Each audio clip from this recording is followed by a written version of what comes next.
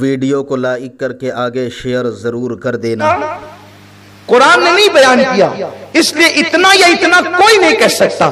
جس بات پر قرآن خاموش ہو گیا ہے، اب کسی مولوی کو، عالم کو، فاضل کو، عوام کو، خواص کو، کسی کو یہ جرأت نہیں ہونی چاہیے کہ اب اس پر منہ کھول سکے۔ جہاں قرآن خاموش ہو جائے، آپ کو بھی خاموش ہو جانا چاہیے، یہ ایمان کا تقاضا ہے۔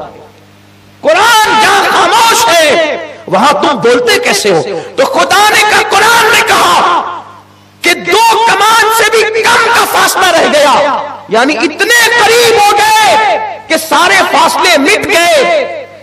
وہ جلوے ظاہر لمعے باطن میں گم ہو گیا، وہ قطرہ بحر معانی میں فنا ہو گیا، ذات مصطفیٰ ذات خدا میں فنا ہو گئی۔ یہ تو بات ہے۔ تو ابا جان آپ اتنے قریب گئے خدا کے کہ ساری حدیں ٹوٹ گئی، تو اللہ نے آپ سے بہت باتیں کی، باتوں کا ذکر اتنا آیا، فَأَوْحَا إِلَىٰ عَبْدِهِ مَا أَوْحَا۔ اللہ نے جو وحی کرنی تھی اپنے محبوب کو کر لی۔ اور یوں بھی محب اور محبوب کی بات میں غیروں کو کیا تعلق؟ جب باتیں محبوب کی ہوتی ہے محب سے، محب کی ہوتی ہے محبوب سے، تو اس کو راز میں رکھی جاتی ہے نا۔ تو اللہ فرماتا ہے فَأَوْحَا إِلَىٰ عَبْدِهِ مَا أَوْحَا۔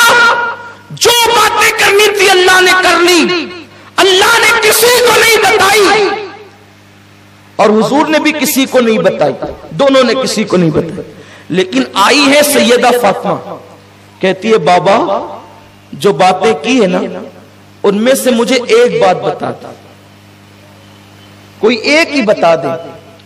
بعض روایتوں میں یوں کہا کہ حضور سے جو باتیں کی وہ مجھے بتائیں، تو آقا نے فرمایا بیٹی میں سب تو نہیں بتاتا لیکن ایک بات بتاتا،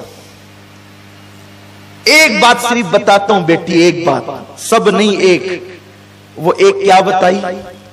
ارشاد ہوتا ہے میری بیٹی جب میں اپنے اللہ کے قرب میں پہنچا، نہ جہاں کسی کی سوچ جا سکتی ہے، جہاں کیف کے پر جلتے ہیں، جب میں اپنے اللہ کے قرب میں پہنچا تو میرے اللہ نے مجھے 70,000 مرتبہ کہا حبیب مانگ لے کیا مانگتا ہے، حبیب مانگ لے کیا مانگتا ہے، حبیب مانگ لے کیا مانگتا ہے۔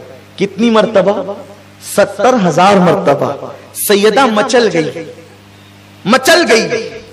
پھر پوچھتی بابا جب اس نے 70,000 مرتبہ کہا مانگ لے محبوب تو کیا مانگتا ہے، تو آپ نے کیا کیا مانگا بابا؟ میرے آقا فرماتے بیٹی وہ جب جب کہتا نا مانگ لے کیا مانگتا ہے تو میں کہتا میری امت کو بخش دے۔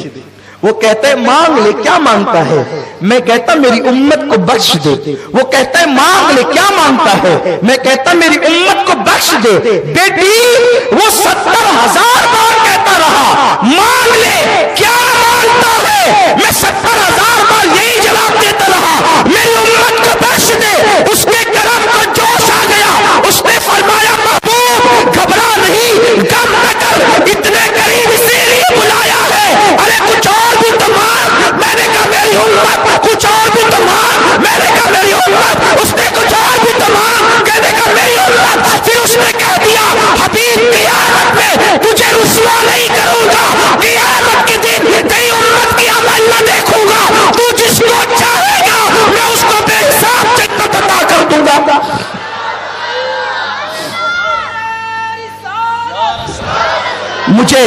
مجھے صرف ایک بات بتائیں، یہ حدیث حضور نے 70,000 بار امت مانگا، اس کو معمولی نہ سمجھے۔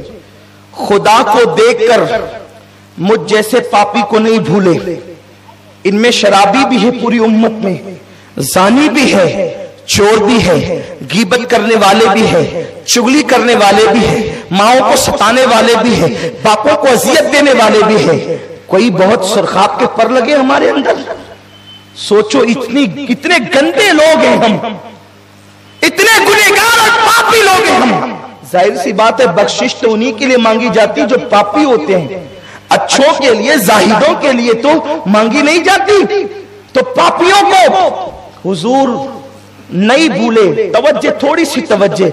हजरत मूसा 70,000 पर्दों के पीछे से एक तजल्ली देखकर बेहोश होकर जमीन पे आ गए और अपने आप को भूल गए। 70,000 पर्दों के पीछे से एक तजल्ली देखी तो वो अपने आप को भूल गया, जमीन पे बेहोश होकर आ गए। कुर्बान, इंसान सबसे ज्यादा अपने आप से मोहब्बत करता है ना, तो खुदा का जलवा वो है अगर 70,000 पर्दों के पीछे से मूसा जैसा देख ले तो वो अपने आप को भूल जाए और जमीन पे आ जाए बेहोश होकर। लेकिन मेरा रसूल अपने आप से ज्यादा हम जैसे गुनहगारों से मोहब्बत करते हैं कि खुदा को देख रहे हैं तब भी हम पापी उनको याद है, खुदा को देखकर भी वो हमको नहीं भूले। ऐ उम्मते रसूल, मैं तुमसे पूछना चाहता हूं, हम मिलाद क्यों ना मनाएं?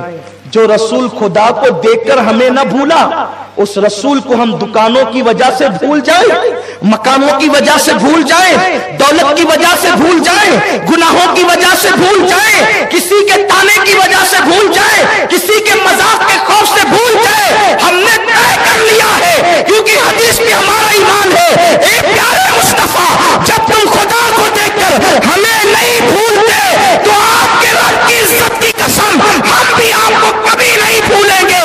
हम अपने बाप को याद करें या न करें, हर साल मिलादुन नबी पर आपका जश्न मनाकर आपको याद करेंगे, याद कराएंगे, ताकि तारीख विलादत को न भूले नस्लें। जश्न मिलादे नबी यूं ही मनाते रहिए, जो न भूला हम गरीबों को रजा याद उसकी अपनी आदत कीजिए। आप मुझे बताएं, जो खुदा को देखकर नहीं भूलता हम उस रसूल को भूल जाएं। और मैं तो उन भाइयों से भी कहता हूं, किसी के बहकावे में आके कहते क्या मिलता है मिलाद से, हम कहते हैं इतना भी हक उस रसूल का नहीं जो हिंदुस्तान को आजाद कराए।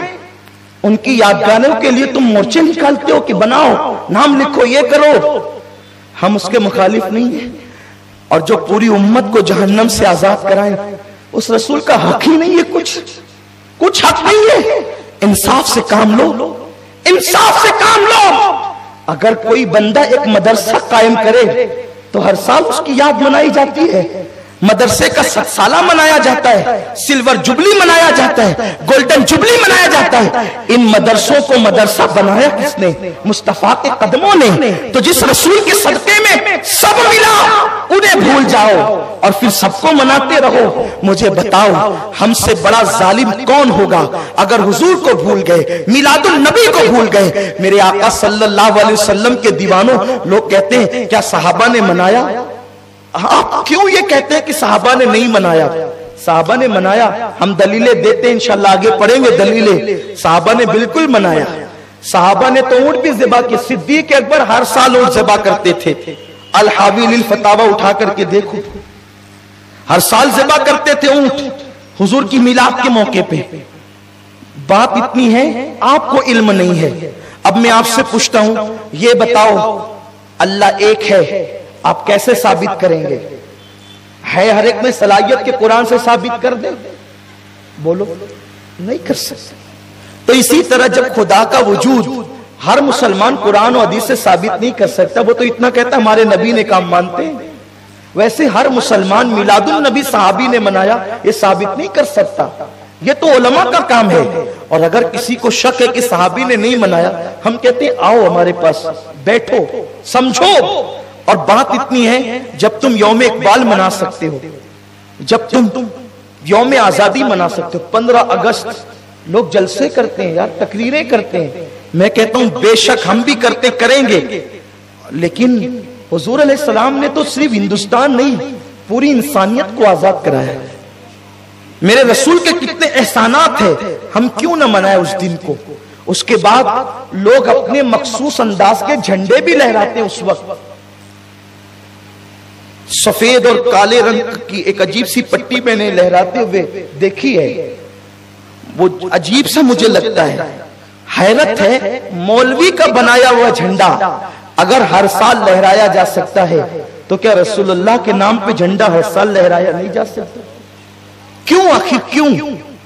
اس کا مطلب یہی ہے کہ آپ اگر یہ کرنا نہیں چاہتے، کرنے نہیں دینا چاہتے، تو آپ کے دل میں کہیں نہ کہیں رسول اللہ سے عداوت، کہیں تو آپ کے دل میں عداوت دشمنی ہے، ورنہ آپ نے کسے روکا، کب روکا؟ اگر ہمت ہے تو یوم اقبال منانے والوں کو روکو، اگر ہمت ہے یوم غالب منانے والوں کو روکو، اگر ہمت ہے تو مدارس کے سالانہ اجلاس اور گولڈن جبلی، سلور جبلی اور جشن 7 سالہ کو روکو۔ آپ اس وقت خاموش رہتے ہیں، آپ میلاد پر ہی کیوں بولتے ہیں؟ کلمہ پڑھانے کا بھی احسان گیا؟ سوچو۔ اور میلاد النبی کی برکتیں کیا ہے؟ بس میں ایک روایت پڑھوں گا، ایک روایت، میلاد النبی کی برکتیں کیا ہے۔ اس سے پہلے میں صدیق اکبر کی ایک حدیث پڑھ دوں۔ سیدنا ابو بکر صدیق فرماتے ہیں، جس کو النعمت الکبریٰ میں محقق خاتم الحفاظ علامہ جلال الدین سیوطی لکھتے ہیں۔ یہ سیوطی کون ہے؟ یہ سیوطی کوئی معمولی آدمی نہیں ہے۔ جو مورخ ہوتا ہے اکثر وہ محدث نہیں ہوتا، جو محدث ہوتے اکثر